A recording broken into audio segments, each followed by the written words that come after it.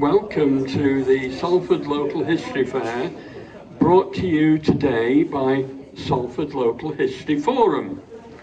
And once again we have a glorious autumnal morning, not quite the same as last year when many of us had either to swim here or come by kayak, but we are here and we do welcome you. For those who aren't sure, the Forum is an umbrella body which comprises local history, heritage and interest groups in the city.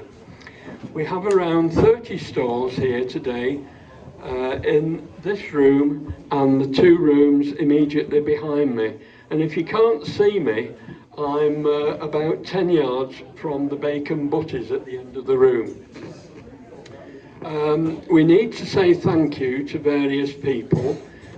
The church and the hall authorities for allowing this event to take place, to Paul Kelly and John Catterall for doing a great deal of donkey work, and Paul, go on then,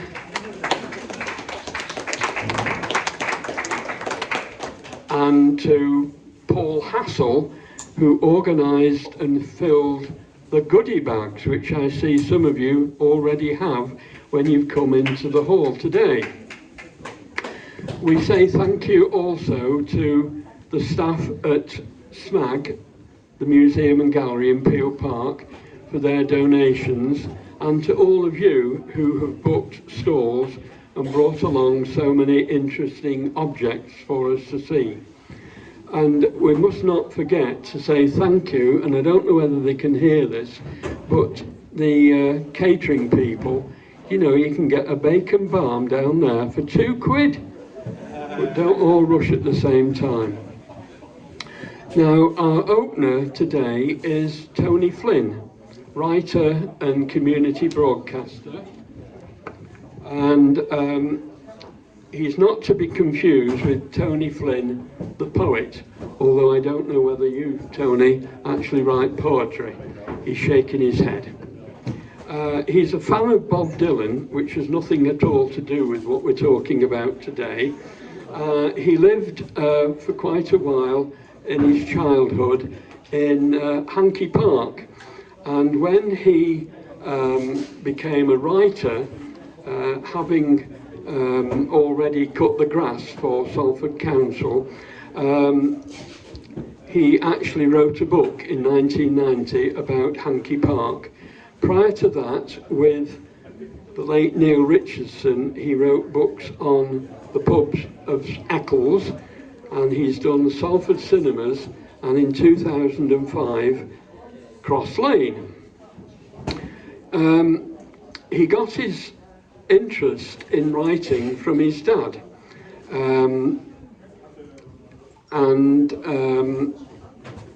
he went to grammar school and admits that he underachieved. However, in the early 1990s, he received the Manchester Evening News Award for writing, and he actually wrote a TV series which nearly got made. His words, not mine.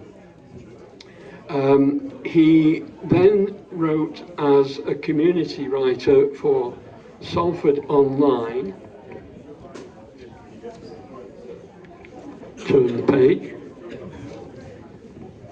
And that was closed down, but he continues to research, and we welcome him here today. So please, would you give a huge, humongous Salford welcome to Tony Flynn.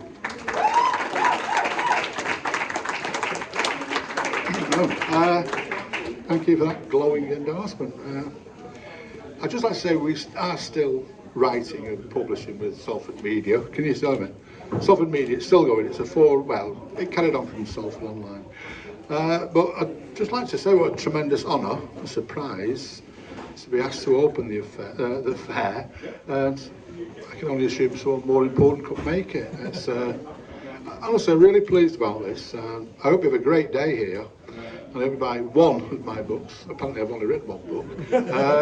So have a great day. I'd just like to mention one or two of the stalls. The one facing me there, Accra, the Agecroft Chapel Restoration.